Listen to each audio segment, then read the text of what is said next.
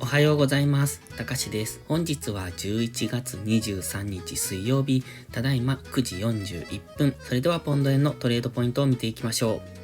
最初に少しだけお知らせです。広瀬通商さんとのタイアップキャンペーンを継続中です。専用 URL から口座開設をいただくと、最大で55,000円のキャッシュバックがされます。スキャルピング専用の別口座を設けるのもありですね。お得なことはめんどくさがらずに、早めに実行しておくのがいいです。専用 URL は概要欄に貼ってあります。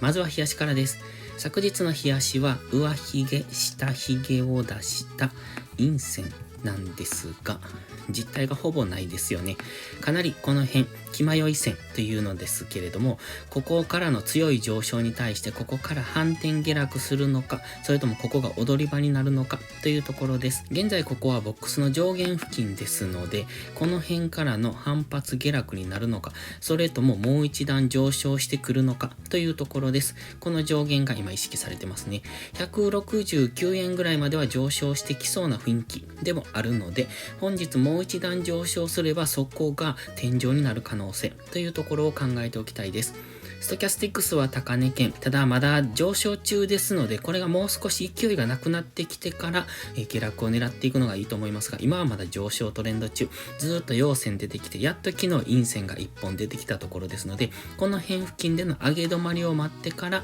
の下落を想定していくのがいいのかなと。もちろんまだもう一段上昇する可能性、そして169円を超えてくると、この黄色のボックス上限まで上昇してくる可能性もありますので、その辺は考慮に入れておく方がいいですね。そして GMMA は今上向きですので、基本的には上昇トレンド中です。こういう波ですよね。この波の中で今小さな下落を起こしていた。つまりこの大きな上昇の波の中の調整の下落だったということですので、この調整の下落がここでもう終わっているのか、それともまだもう一段来るのかというところです。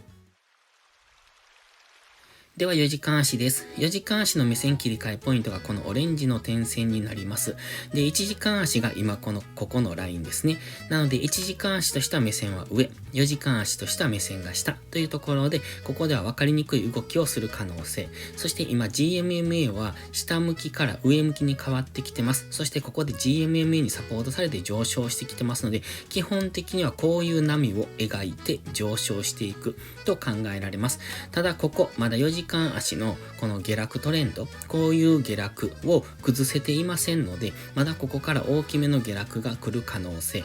どちらにしても今ここから一旦の押しをつける可能性、そして4時間足の大きな下落に入る可能性、ここが重なっているところですので、次の下落っていうのは比較的取りやすい下落になってくるのかなと考えます。今、一応上昇目処としてはこの辺、オレンジのラインぐらい、169円ぐらいを考えているんですが、そこまで到達せずに下落するのか、一旦そこを達成してからの下落になるのか、もしこの169円を明確に上抜けてくると、次はこういう波ですね。この169円をサポートとした次上昇に変わっていく可能性、その辺を考えておきたいです。ストキャスティクスは今デッドクロスして下落中ではあるんですが、少し綺麗ではありませんので、あまり当てにならないのかなと。マクディはデッドクロスしてきてますので、そこが今怪しいところですね。ここからこういう下落になっていくかもしれないというところです。ただ GMMA は上向きで、一旦 GMMA にサポートされて上昇してきてますので、次下落しても再び GMMA 付近ではサポートされやすい試合だとは考えます。ただここまだ収束してますので、下抜ける可能性もありますので、もし GMMA を下抜けてくれば一旦のレンジの想定。ただ、この紫のラインを下抜けると、次は大きめのこの4時間足の大きな下落に入ったとも考えられますので、その辺は注意が必要です。では1時間足です。昨日の夕方のショートムービーで発信していましたが、この黄色の平行チャンネルの上限で反発して下落、そして GMMA で反発上昇できるのかという、そんな話をしてました。そこからの反発上昇後、今現在はその辺でもみ合いになってますね。ここからもう一段上昇できるのか、上昇した場合はこの平行チャンネル上限が再び意識されてきそうですので、現時点では、この辺168円の後半、169円ぐらいまでやはりタッチしに行くかもしれないですね。今の感じですと。なので、もし上昇してくれば169円ぐらいが明度。そしてここから下落してくるならまたこの平行チャンネルの加減ぐらいを明度。その辺でのトレードを意識していくのがいいのかなと。現在1時間足では綺麗に上昇トレンドを描いておりますので、上がったところでは売り、下がったところでは買いという、こういう感じですよね。過去ここ何度も意識されてますので、ここが次もう一度意識されてくるのかというところです。ただ結構もう高値圏にありますので、ここは乱高下しやすいところでもありますし、トレンド転換からの下落になっていく可能性もありますので、この安値圏でのロングなんですが、あまり長く持たない方がいいかもしれないですね。もう一度169円を目指してくる動きも考えられますけれども、次ここの平行チャンネル下抜けということも考えられますので、その辺を考えてトレードしていくのが良さそうです。昨日はかなり値動きが小さくなってきてますよね。今までのこういった上昇に比べて昨日っていうのはほぼほぼ横ばいになってきてますので、